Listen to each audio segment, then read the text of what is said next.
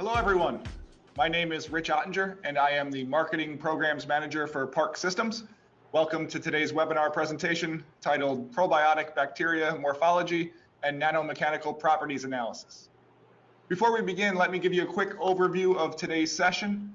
The presentation is expected to take approximately 30 minutes, which should allow us some time for a few questions at the end. If you click the raise your hand button at that time, I can unmute your line so you can ask a question. If you would prefer, you may type in your questions at any time during the webinar, and I will try to pose these at the end. If we do not have time for all the questions, we will send a follow-up email to attendees to answer those additional questions. It is now my pleasure to introduce to you Park Systems Applications Scientist, Gabriela Mendoza. Gabriela has an engineering degree in food science, a master's in science in bioprocess, and a postdoc in materials science, and is a former professor at UAEM in Mexico. For her PhD thesis, she developed a biosensor to detect probiotic bacteria using AFM. Please welcome Gabriela Mendoza. Thank you, Richard. Thank you very much for the introduction. I would like to say good morning, good afternoon, or good evening to our listeners and viewers. So it is my great pleasure to be here today to present this webinar on probiotic bacteria morphology and nanomechanical properties analysis. First, I want to give you a brief introduction about Park Systems. Park Systems is a world-leading manufacturer of atomic force microscopes and emerging nanoscale microscopy systems. We develop solutions in most major universities, national labs, and many universities around the world. These are some of examples of our customers. Park Systems supplies a wide variety of AFMs that are suitable for different applications in the market. From the research line product, we have from fully manual to fully automated from the industrial line product. You can start with the XE7 for manual operation, Park NX10, and for larger sample, you can get the Park XE15 or the Park NX20. The Park NX12 is used for biological applications, and the Park NX High-Vac is used for high vacuum, and industrial automated systems from Park NX HDM to Park NX 3DM.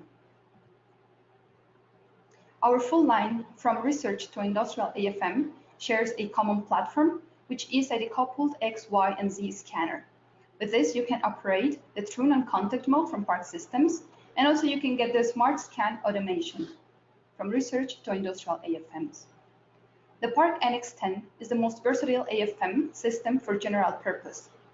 You can have the standard modes such as non-contact mode, tapping, contact, and pinpoint mode. And also there are some other available such as scanning ion conductance microscopy or SICM. This is the most versatile use coverage by the Smart Scan.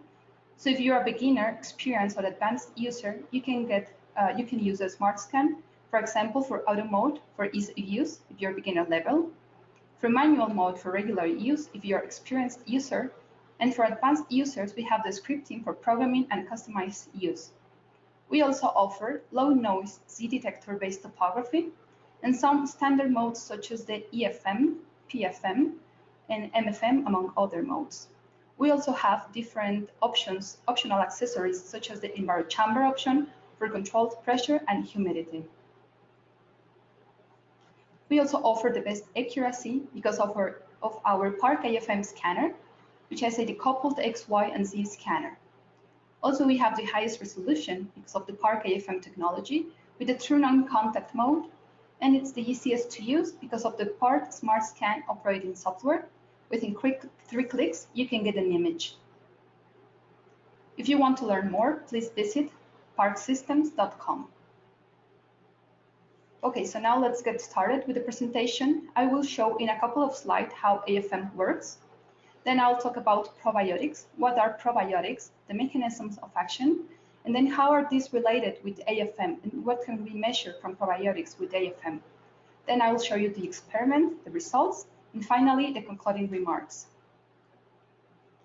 Okay, so atomic force microscopy uses a cantilever with a very sharp tip to scan over a sample surface.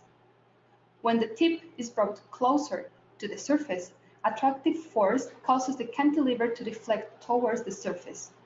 However, when this tip is brought even closer to the surface so that it almost make contact with the surface, the repulsive force takes over and causes the cantilever to deflect away from the surface.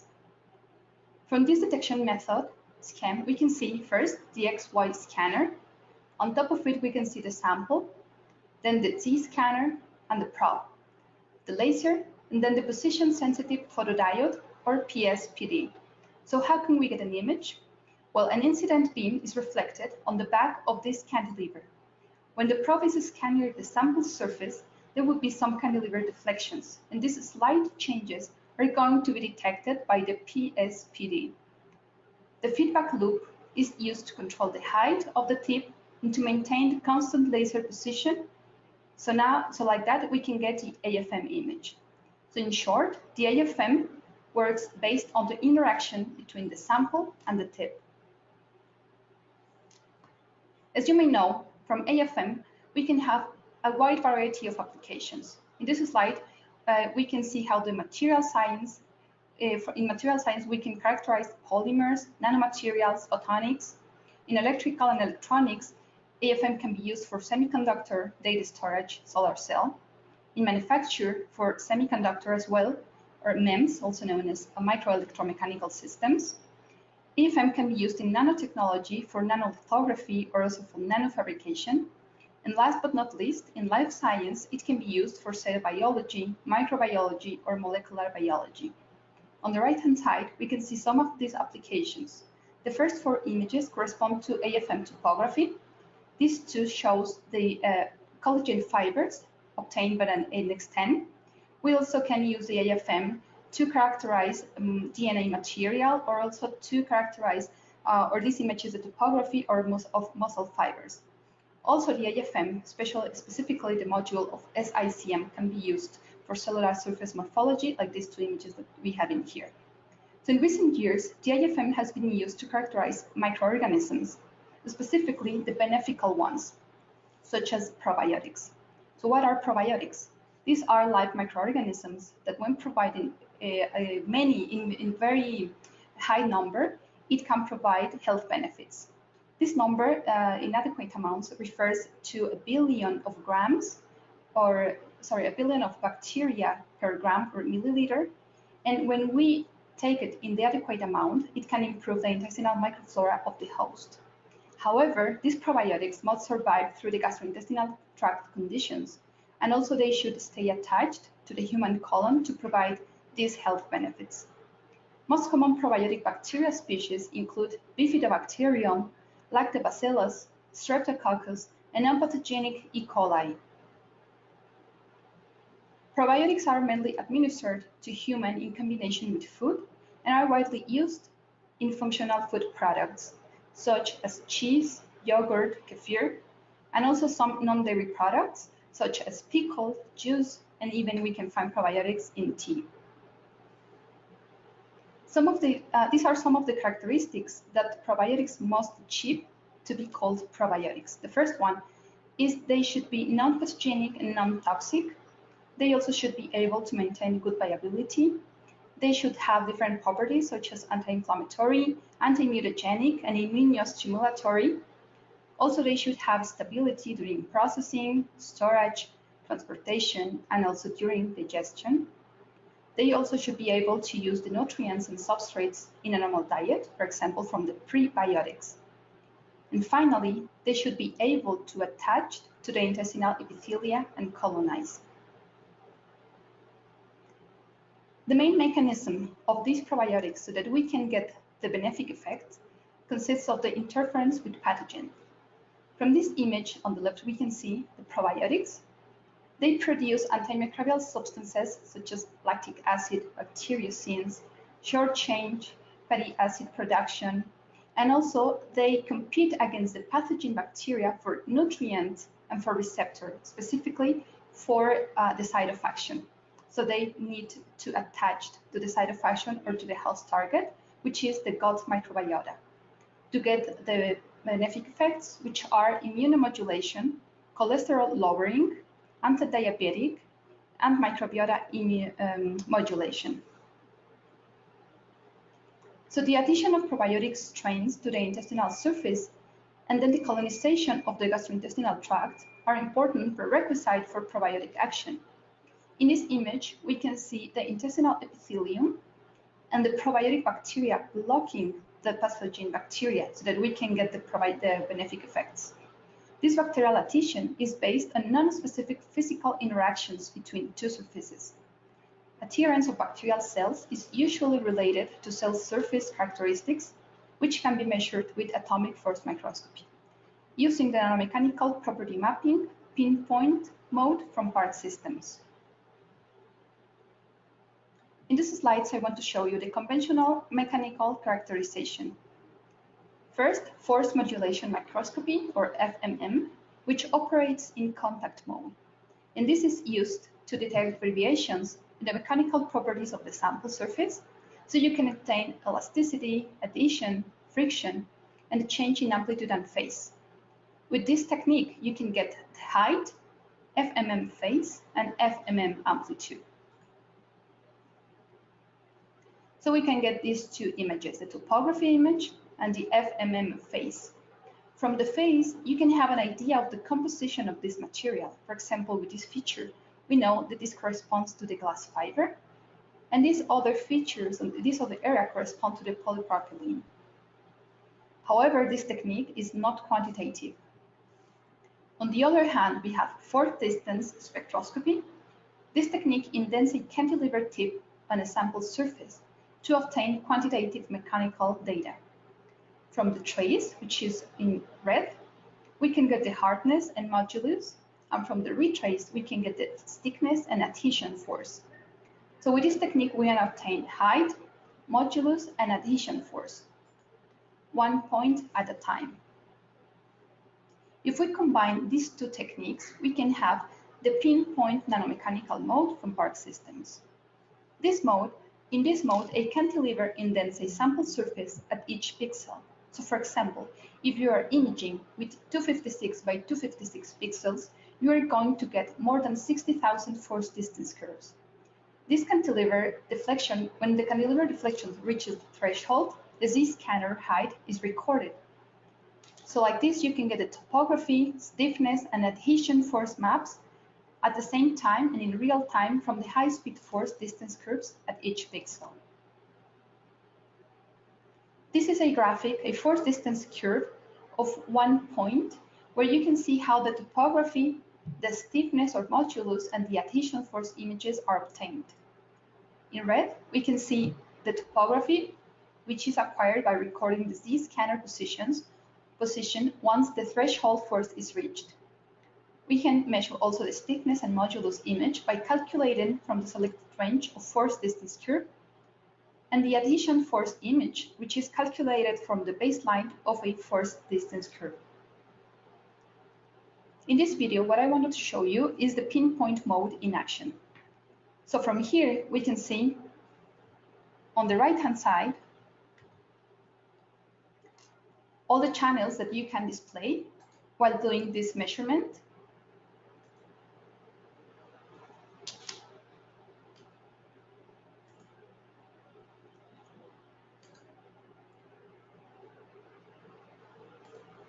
So at the same time that you are measuring and acquiring this image, you can have the topo image, the force distance curves, and also these 4 channels. For example, the Z height, the modulus, the adhesion force, and the stiffness approach. So you can see how in every point you are acquiring a force distance curve. So far, I've talked about the probiotics, the benefic effects, and also how these probiotics should have many characteristics to be considered as probiotics. There are some restrictions to provide the health benefits, such as the mechanical stress, also the transportation, different gastrointestinal tract conditions, and also the adhesion to a surface. These last mechanisms can be studied by atomic force microscopy, specifically using pinpoint mode. So for this experiment, we evaluated how the morphology and nanomechanical properties of probiotic bacteria were affected and affected the adhesiveness to a host medium. This study used commercially available probiotics and the pinpoint nanomechanical mode of a Park NX10. This is the experimental setup. First, as I mentioned before, we used a commercial product to isolate the bacteria. A sample was centrifuged to obtain and to recover the biomass pellet, and then to perform serial dilutions. From them, we put drops that they were placed onto a silicone wafer chip until air dried. Then an optical microscope was used to verify the bacterial concentration, and then the wafer chip was put onto the AFM sample holder to measure topography and pinpoint properties such as adhesion force and adhesion energy. And finally, we used the Smart Scan for image acquisition and the XEI software for image analysis. These are the results for the bacteria isolation. As I mentioned before, we used an optical microscope to evaluate and to see how the bacteria was isolated. This other image shows the NX10 setup. Here we have the sample holder, and in here you can see the wafer chip that was inside of it. We use a silicone cantilever, and from this optical view from the Smart Scan software, we can see the dried drop, bacteria, the cantilever, and the laser beam. From the Smart Scan, we obtain this topography image. This one is 20 by 20 microns from the first dilution. So from both images, the one from the optical microscope and the one from the AFM, we can see that the morphology of these bacteria is the same as reported by lactic acid bacteria. The results for morphology images, we obtain a 10 by 10 microns topo image, and then from this square you can see an expanded area, a 3D image of 2 by 2 microns, and these images were taken by using the contact mode. So from these topo images, we can see that the bacteria was attached onto the silicone wafer chip. And also this isolated bacteria shows a well-defined area and perimeter with a relatively flat surface. However, this was also measured by using the XEI image analysis software. The isolated bacteria has similar morphology as a Streptococcus, which is the isolated bacteria from the commercial product. And from this topo image, we can see Streptococcus chains on the top of this image. Then we did a line profile and grain analysis with the XEI data processing and analysis software. On the left, we see the grain analysis topography image and the data from the selected grain. Here we only have one selected grain. However, if you are doing this analysis, this software can pick up to hundreds of grains. This one, the objective was to isolate only one. That's why we only have the results from one grain. We have the area, volume, and length, and you can also pick different features from this software. From the grain analysis, we can see the area that was around 0.5 microns. And on the right-hand side, you can see the line profile analysis topography image, and then the line profile graphic. With this line, you can measure any feature from the image that you've just acquired. In this case, the interest was this bacteria. So in here, you can see the bacterial length that was around 0.7 microns from this line profile analysis, which again is a typical size from lactic bacteria. From these nanomechanical properties images, we can see the adhesion energy, adhesion force, and height image. Very important thing to mention is that all these three images were obtained at the same time. And also this colored pixel, the coloring of each pixel representing the elasticity, the adhesion force, or the adhesion energy in here was determined from the calculation generated by the pinpoint force distance curve at each pixel. The 3D topography shows the exact positional match with the force distance microscopy map that we can see in 2D and also in 3D image in here. The bacterial adhesion is based on physical interactions between two or more surfaces, as we can see in here. So for example, if we say surface 1 as the tip of the cantilever, surface 2 as the bacteria, and surface 3 the wafer chip, we can say that we will have this adhesion between the surface 1 and 2 and between the surface 1 and 3. So now let's see the results. In this slide, we can see the results from the line profile analysis for adhesion energy. The solid red line shows the adhesion energy in this area of the bacteria, so we can have the information from the substrate and also from the bacteria on air. The green line corresponds to the adhesion force, same from the wafer chip and then for the bacteria. And finally, we have the blue solid line in this graphic that corresponds to the height. This is the corresponding overlaid information for these three images. So on the left side, we have the wafer chip information or data, and on the right side, we have all the bacteria information. From this graphic, we see that the adhesion energy and adhesion force behaved in similar manner. Also, we can see that smaller values for the bacteria compared with the substrate. For example, for the adhesion energy in the bacteria, we obtained 200 attujoules, and for the wafer chip, we got 400 attujoules. For the adhesion force of the bacteria, we obtained 20 nanonewton and 45 nanonewton for the adhesion force. So this clearly indicates that less force was required on the bacteria. The isolated bacteria in air is observed to be relatively less adhesive than that of the underlying silicon substrate. And finally, the concluding remarks. We found from nanomechanical measurements that the adhesion force and adhesion energy are affected by the physicochemical characteristics from each substrate. These biological applications address the importance of the morphology and nanomechanical properties of probiotics on its adhesiveness to a host medium. And this application shows the usefulness of an AFM to obtain information on probiotic bacteria, including adhesion force and energy, in addition to its morphology. These were the preliminary results from this experiment, and for future work, we can also evaluate functional lab substrates, for example, a silicon chip or a silicon wafer, with different components so that it can be more likely like the human epithelium. Also, we can evaluate mechanical stress, because this is another characteristic that affects these probiotic bacteria that are very sensitive to these characteristics. We will also try different strains, such as lactobacillus, not only streptococcus, so we can try different strains also to compare this behavior. And finally, we are going to measure this also in liquid environment, not only in air environment like these results that I just presented. So with that, I would like to thank you very much for your attention. All right, thank you very much, Gabriela. We do have one question that has been asked so far.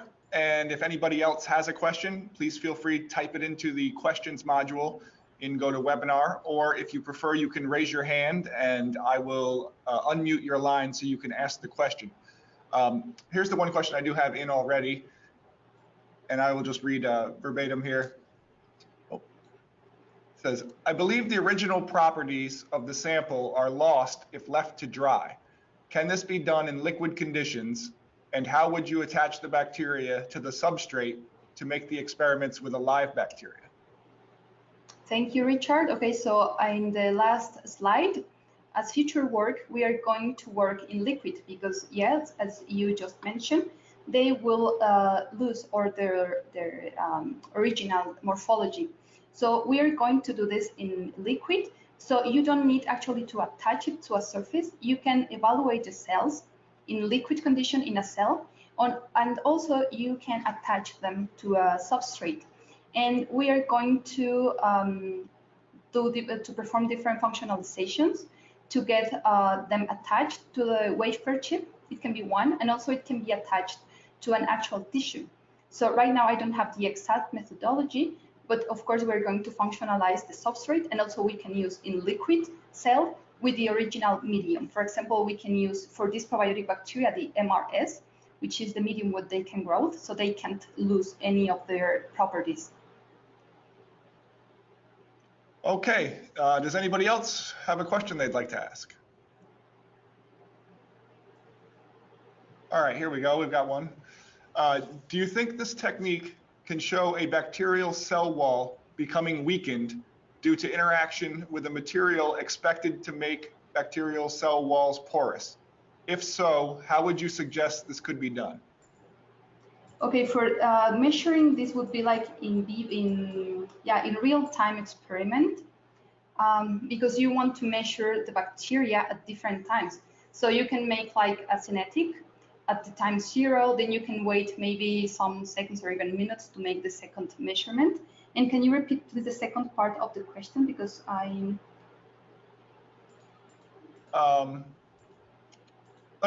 just run through the whole thing again just to make sure you caught it. Do you think Okay. this technique can show a bacterial cell wall becoming weakened due to interaction with a material expected to make bacterial cell walls porous? If so, how would you suggest this could be done? Oh, okay, yeah. Yeah, so I think I answered like half of the question, and it could be done also with this pinpoint mode and using the adequate cantilever, because remember that each cantilever has different spring constant, different force. So also what I would suggest is to try different set points depending on the bacteria. Because if you try with a higher set point, you can damage or the tip, because remember this is a contact mode, the tip or the bacteria. So we should find the adequate cantilever, right set point, and it could be recommended in air well, it can also be done in liquid to measure the exact moment of this phenomenon. Okay, it looks like that is all the questions that we've had so far. You can continue to type in questions as we wrap up, and if anything comes in, we will reach out to the attendees with an email afterwards and answer those questions. So thank you, Gabriella, and thank all of you for joining us for this session on probiotic bacteria morphology. For information on upcoming Park Systems webinars, please click on the events menu at parksystems.com or follow Park Systems Inc. on Facebook. I will be hosting another installment of our monthly materials research webinar series next Wednesday, May 15th at noon Eastern Time, titled 3D Printing and Electronics. Please direct any AFM questions you have to inquiry@parksystems.com. And if you have any questions specific to Park Systems webinars, feel free to reach out to me directly at richard@parksystems.com. Thanks again for joining us, and we hope you will again soon. Have a good day.